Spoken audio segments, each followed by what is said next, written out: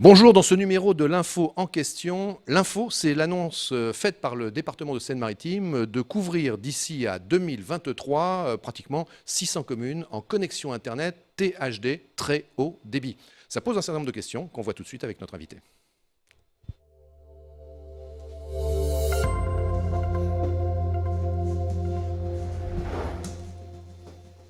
Bonjour Virginie Lucot-Avril. Bonjour. Alors, on vous connaissait depuis un certain temps comme maire d'Aumale. Oui. Oui. Ah bah oui, vous ne disiez pas oui. Alors si, je me si, disais, je vous écoute, elle ne l'est plus et je ne le sais pas. Si, si, Bon. si. Comme maire de Mail, également comme vice-présidente du département Oui, de Seine-Maritime, 76. Et puis, alors si vous êtes ici aujourd'hui, c'est pour qu'on parle de très haut débit, de connexion Internet. Vous allez voir, il y a plein de choses à savoir et c'est intéressant. Et là, bah, vous venez au titre de votre mandat qui est celui de présidente de Seine-Maritime numérique. C'est ça. Alors, Seine-Maritime numérique, en quelques mots, hein, parce qu'on va passer aux choses très concrètes. Qu'est-ce que c'est que cette structure? Comment ça fonctionne et quel est son objet et En son rôle? fait, c'est simple. C'est en fait l'émanation de l'ensemble des comités de communes de Seine-Maritime et le département, une structure commune qui a pour mission le déploiement du très haut débit en Seine-Maritime. Donc en fait, on est tous autour de la table, aussi bien département, région, État et toutes les Comcom, via Seine-Maritime numérique dont je suis présidente. On est, d'ailleurs c'est un thème à la mode, peut-être malheureusement d'ailleurs, on est dans ce qu'on appelle la réduction de la fracture numérique, il s'agit bien de ça. Oui. Vous savez, il y a beaucoup de termes dont on parle comme ça, qui sont dans l'actu. La fracture numérique, est-ce que vous pouvez nous rappeler ce que c'est et comment vous la combattez au niveau de Seine-Maritime numérique? En fait, la fracture numérique, ça concerne vraiment Internet, pas la téléphonie, parce que souvent il y a une petite confusion. Et le but, c'est d'apporter, dans un premier temps, au moins 8 mégas à l'habitant. Mais là, aujourd'hui, dans le déploiement très haut débit, c'est d'apporter la fibre à la vitesse de la lumière, avoir au moins du 100 mégas en milieu rural. Ça concerne 605 communes de Seine-Maritime. Donc c'est vraiment ça, combattre la fracture numérique, c'est de faire que... On soit tous égaux ouais, au regard du flux Internet, ça, en fait. exactement. Bon, et effectivement, Alors tous égaux, c'est un grand débat. Alors oui, parce que si on rentre dans les détails, c'est Oui. pas forcément le cas. Hein, et C'est vous le ça. savez bien, parce qu'on s'adresse à vous quelquefois avec un peu de mécontentement Selon les territoires. selon les territoires. Parce qu'en fait, il faut savoir qu'on on a créé cela pour combattre une non-couverture des opérateurs privés, un cahier des charges en 2013. Parce qu'en fait, les opérateurs couvrent l'agglomération dieuppoise, l'agglomération rouennaise, celle du Havre et la ville de Fécamp. Et là, on n'a pas le droit d'y aller. Et donc, on s'est tous mobilisés pour trouver les financements pour couvrir les autres communes. Voilà. C'est la raison pour laquelle, par exemple, des foyers ou des entreprises ou des établissements qui seraient à proximité de Rouen sur certaines communes périphériques, qui sont aux mains en quelque sorte des opérateurs privés, finalement peuvent ne pas être éligibles à la fibre, alors qu'un hameau au fin fond du Pays de Caux, dans 12 mois, le sera peut-être. Parce que là, le public pâlit et que... c'est pas peut-être, c'est certain. C'est certain, Ouais. c'est certain. La seule chose, c'est que les opérateurs ont aussi une obligation de répondre à cette norme pour la fibre pour tous avant 2022. Alors, vous avez des ambitions fortes que vous manifestez, soyons très concrets, d'ici 12 mois, hein, on parle bien de court terme en fait, vous voulez par exemple connecter déjà 70 000 foyers. Est-ce que cette volonté d'y aller vite et fort, est-ce que ça signifie aussi qu'on est très en retard?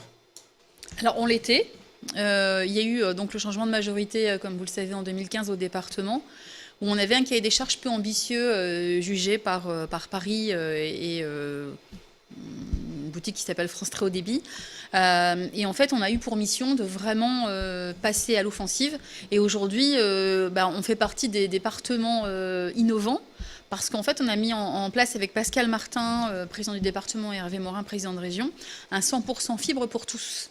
Et ça, c'est vraiment ce qui nous différencie des départements voisins. Et en fait, ça nous permettra d'être en avance. Mais pour faire court à la fois, depuis 2015 à aujourd'hui, il a fallu trouver les financements, 360 millions d'euros. Donc là, on parle bien de la Seine-Maritime. Exact, que de la Seine-Maritime. Sachant que la région, je crois, Hervé Morin finance à peu près 240 millions d'euros pour la Normandie tout entière. Oui, et donc chacun 52 millions d'euros pour la Seine-Maritime, parce que nous, justement, on est en 100% fibre. Et l'État, une cinquantaine de millions d'euros. Exactement. Et après, il reste à la charge 100 millions à se partager entre les départements et les Comcom, ce qui est également un lourd investissement des territoires. Alors, on redevient un petit peu technique. Oui. On parle de la fibre, vous nous parlez de vitesse de la lumière. Ça veut dire que quand on n'est pas fibré, dites-nous clairement, on est à... Alors, on parle de mégabits. Hein. Mégabits, c'est la vitesse de transmission de l'information. Quand on n'est pas fibré, on est à peu près à quelle vitesse? Et dès que la fibre arrive, on passe à combien? En fait, on a des habitants qui ont 0, d'autres qui ont du 512. Le vieux 512K de l'époque. À peu près rien. De la DSL. Voilà. Et déjà, aujourd'hui, en milieu rural, quand on a du 8 mégas qui permet d'avoir le bouquet, la télé, le téléphone. 8-10 mégas, oui. C'est déjà, bien. un tout petit pourcentage de la population. Alors, et là, on arrive vraiment pour tout le monde. Parce que pour être tout à fait technique, sans être trop compliqué, soyons-le un peu, c'est pas grave. On construit un réseau de 24 000 km qui va couvrir tout le département. De ce réseau, on va construire des nœuds de raccordement optique. Et ces nœuds de raccordement optique qui vont être dans les communes vont venir et mettre un petit boîtier chez chaque habitant. Et c'est en ça où c'est assez compliqué et long, parce qu'on fait vraiment de l'individuel comme si on faisait le réseau d'eau ou le réseau d'électrique d'hier. C'est la même chose. On va chez tout le monde, chaque entreprise. S'il y a 6 appartements au sein d'un HLM, on va dans chaque maison. Donc il faut l'autorisation, le temps et chacun fait comme il veut. Une fois qu'on a mis cet investissement en place, le petit boîtier, on n'est pas obligé non plus de prendre un abonnement. Quelqu'un qui ne veut pas la fibre, qui ne veut pas Internet chez lui, est libre. Ça aussi, c'est important. D'accord. Mais nous, élus, on aura fait notre boulot. Alors, les chiffres sont assez impressionnants.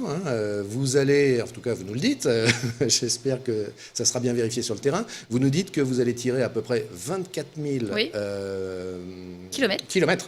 24 000 kilomètres, on dit bien des kilomètres, d'ici à 2023. Juste pour avoir une comparaison, c'est à peu près 2 fois le diamètre de la Terre. Le diamètre fait 12 000 kilomètres. On est à 2 fois le diamètre de la Terre. Exactement. C'est impressionnant. Oui, mais imaginez, c'est vraiment aller chez tout le monde. Imaginez chaque commune aujourd'hui. On va vraiment, chaque habitant, chaque entreprise, chaque artisan. Et puis, il y a évidemment le cas des hameaux, où forcément, il y a plus à tirer. Mais on raisonne en plaques de télécommunication. Et des fois, les gens sont inquiets, on en rencontre sur le terrain, qui imaginent être éloignés du centre-bourg, mais peu importe, parce qu'ils sont forcément proches d'un autre centre-bourg. On réfléchit par plaque de télécommunication. Mais c'est vraiment un travail de fourmi, qui est déjà bien engagé. Revenons-en sur ce marché où il y a des acteurs publics, il y a des acteurs privés.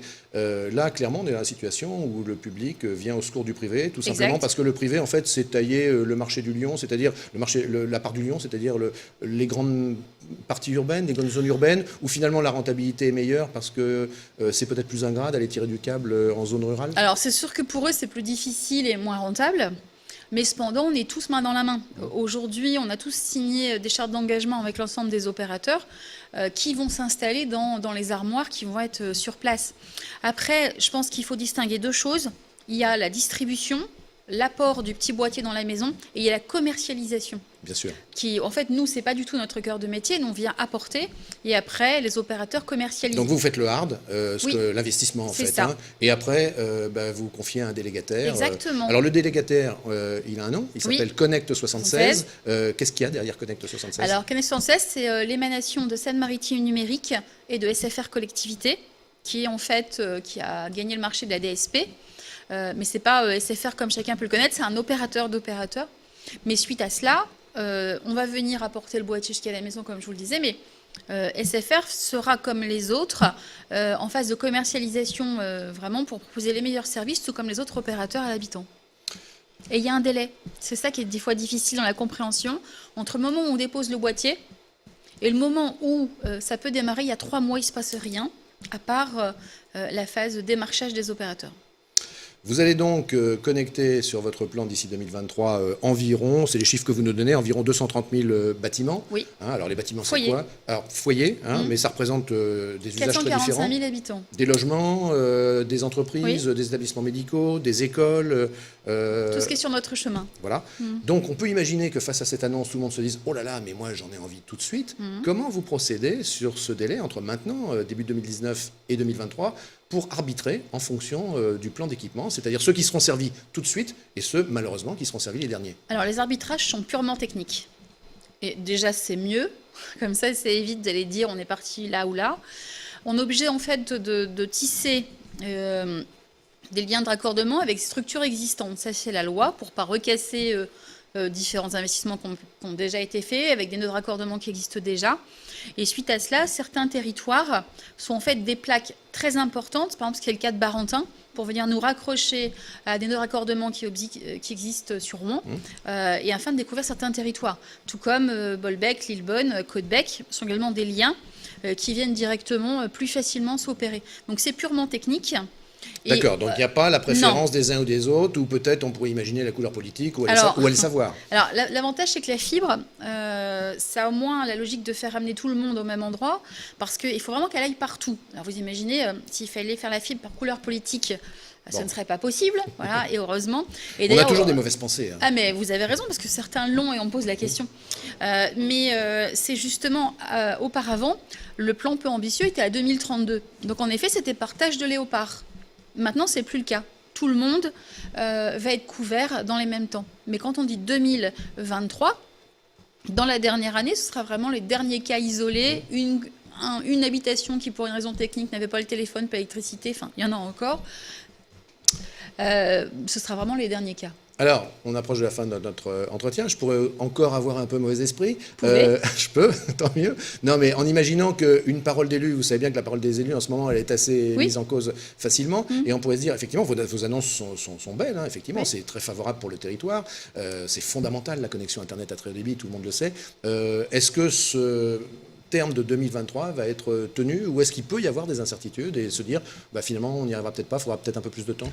Écoutez, déjà, tout comme j'aurais le même langage avec vous sur les territoires, on n'est pas à l'abri de quelque chose. Tout peut se passer dans la vie. Ça passe par des travaux. Mais notamment. Dans notre délai de 2023, on a déjà inclus des phases de difficultés. Il faut savoir comme tous les départements, on bute sur l'approvisionnement en fibres, parce que c'est aujourd'hui très difficile de s'en procurer, ou sur l'aspect technique. On recrute des techniciens de voirie, des techniciens fibres. Je profite d'ailleurs d'avoir un micro pour le dire de nouveau. Nous recrutons. Pas facile de trouver les compétences? Très dur. Très dur. Mais c'est national, que ce soit les opérateurs ou nous. Aujourd'hui, si dans des TP, du travaux publics, on en trouve, des techniciens fibres, télécom qui soudent, c'est une vraie difficulté. Ça veut dire qu'ici, sur notre territoire, en Seine-Maritime ou en Normandie, on n'a pas... En France. Et en France, mais notamment ici, on n'a pas les compétences, on n'a pas les formations. Alors, en effet, Hervé Morin a bien sûr ce projet important et c'est déjà mis en place de fabriquer des écoles. Mais aujourd'hui, nous, on déploie maintenant. Donc, forcément, en déployant maintenant, il faut la ressource maintenant aussi. Dernière question, c'est notre conclusion. On est en 2023, le plan d'équipement fibre est terminé, c'est bien déroulé. Qu'est-ce qu'il peut y avoir derrière? Quel avantage complémentaire? Qu'est-ce qu'on peut imaginer que le privé ou le public nous apporte après ce 2023, s'agissant de la communication et des équipements? Alors évidemment, il y a 2023, c'est le 100% fibre. Après, il y a forcément tout le service après-vente, parce qu'il y a quand même un réseau qui nous appartient, qui appartient à Seine-Maritime Numérique, ce qui est quand même une particularité. Mais il y aura aussi les agrandissements, les lotissements nouvellement créés, des maisons de santé qui s'installent ailleurs. Enfin, il y aura encore plein de travail. Et puis, ma foi, il restera aussi encore la téléphonie, qui est un autre chantier. Alors, je ne sais pas si notre entretien s'est déroulé à la vitesse de la lumière. Rappelons-le, c'est 300 000 km à la seconde, hein, la vitesse de la lumière. Ça va vite, et c'est pour ça d'ailleurs que l'Internet via la fibre fonctionne vite et bien. Mais en tout cas, on espère au moins qu'on vous aura éclairé. Avec Virginie Lucot-Avril, la présidente de Seine-Maritime Numérique. Merci d'être passée par le plateau de TNTV. Merci beaucoup. À bientôt pour un prochain numéro de l'Info en question.